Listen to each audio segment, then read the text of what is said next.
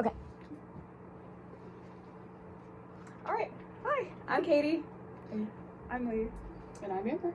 And we are going to talk about dinosaurs today with the help of BBC Learning Hub. So teacher hat off for a second. This is the SOL that we chose to go along with this lesson. We will look at fossils, specifically how they provide evidence about the types of organisms that lived long ago, as well as the nature of their environments. And we will do this through a virtual field trip. Okay, teacher hat back on. Raise your hand if you like field trips. I love field trips. I hope you do too. And that's really exciting because today we are going on a virtual field trip. And you guys are going to know the characteristics of a triceratops and what an herbivore is. You're going to understand that fossils hold a lot of information about the past, and you'll be able to answer questions based on videos, describe the characteristics of a triceratops, and then at the very end we will take a quiz about what we learned today. Okay, so the way this is going to work, you guys are going to get onto your Chromebooks, and we're going to get into this interactive map. It's a Google slide.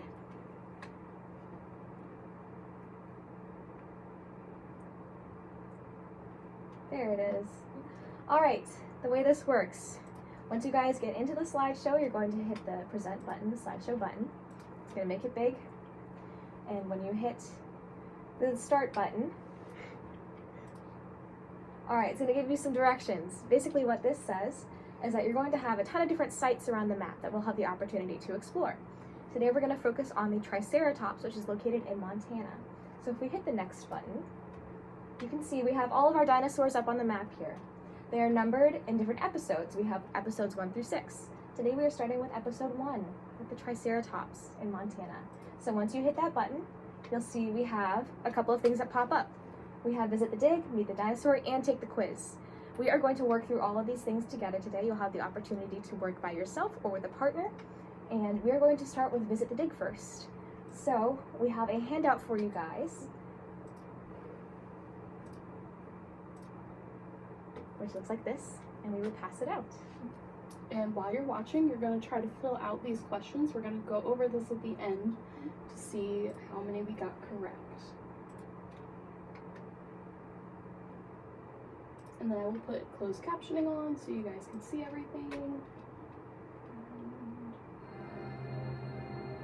Close the button. Oh.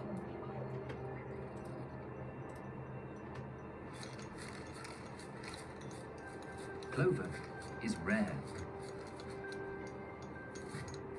The vast majority of Triceratops fossils discovered are from adults.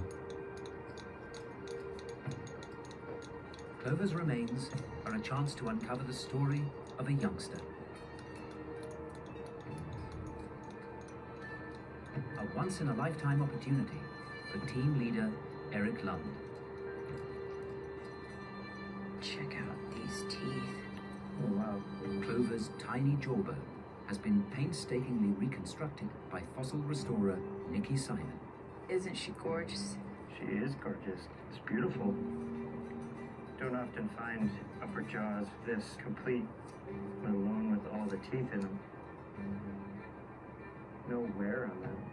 The teeth's edges, for slicing through plant material, are still razor sharp. Check them out. Sure. Oh, yeah. These have barely been used. They almost look carnivorous. The teeth are a clue to Clover's young age. Look at how small this upper arm bone is. Yeah? Let's see. By measuring Clover's arm bone, Over a foot. 34 centimeters. they can more accurately estimate how old she was. She must have only been about 3 years old. Which means she was just a baby.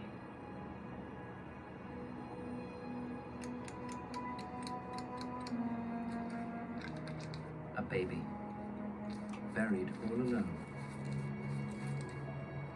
Seems to be by herself. Haven't found any adult bones in this quarry. Without the herd, without a mother.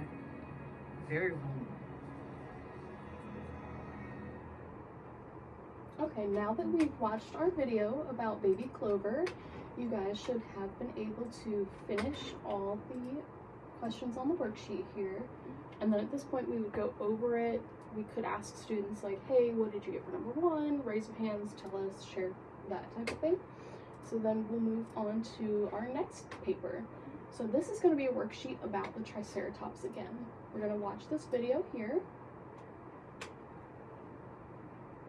about baby Clover, the Triceratops. And again, I'm going to put the captioning on for you. We'll never know why Clover was alone. What we do know is that in the late Cretaceous, young, solitary dinosaurs don't last long.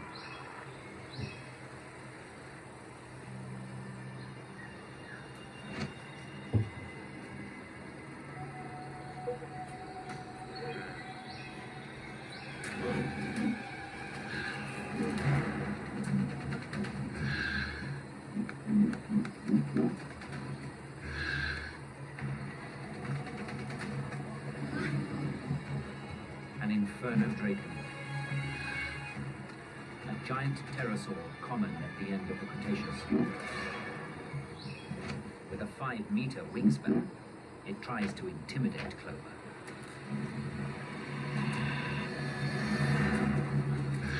And then, there's the razor-sharp beak. But Clover is nimble.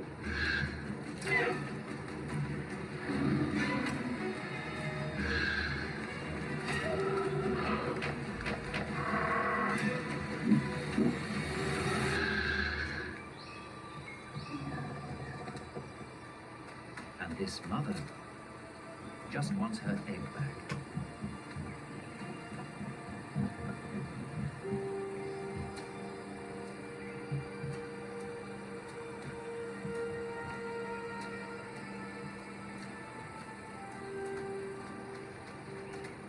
This time, the little Triceratops was lucky.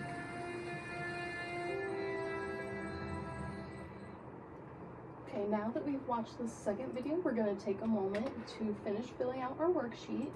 But again, we go over it with students' help, ask them what the word Triceratops means, and different things like this that were mentioned in the video. Then we do a quiz. This is a formative quiz. It doesn't really show us what the end result is, but it does give us a final score. So then we would just go through our quiz on Classroom here. And it's only 9 questions, so it won't take too long. Then after that, raise your hand, show us your score when you're done. Teacher off. So for teacher hat off, when teaching our ELs, the video has captions, and when they go through the map by themselves, like the virtual field trip by themselves, they will be working in groups, and when we go over the worksheets and group discussions, they will retain the information. And differentiation also is like working with partners in groups, and when they do the map by themselves in the classroom, they will be able to go at their own pace. For integrating our standards, the BBC doesn't specifically outline, obviously, our Virginia SOLs. The content isn't specifically connected to anything, but there is a huge variety of resources that are available, so it's very easy to tie them into the standards and find things that match up with our SOLs. There's a lot of resources out there that we can use to align with that. Then with the message abundance, we're essentially showing them the content over and over and over again. They see it in the videos, they see it in the worksheets, they see it when they're doing the map, and they see it when they're doing partner work together. Some pros and cons of this technology is it's accessible and students can do it at home, and it's free to use, and all the resources are provided. So the quiz, the video, the activity are provided, so the teacher doesn't have to make these, and they're all free. Some cons is that when students do the virtual field trip by themselves, they may lose focus and go on a different site. If the internet is out, there's no real plan B.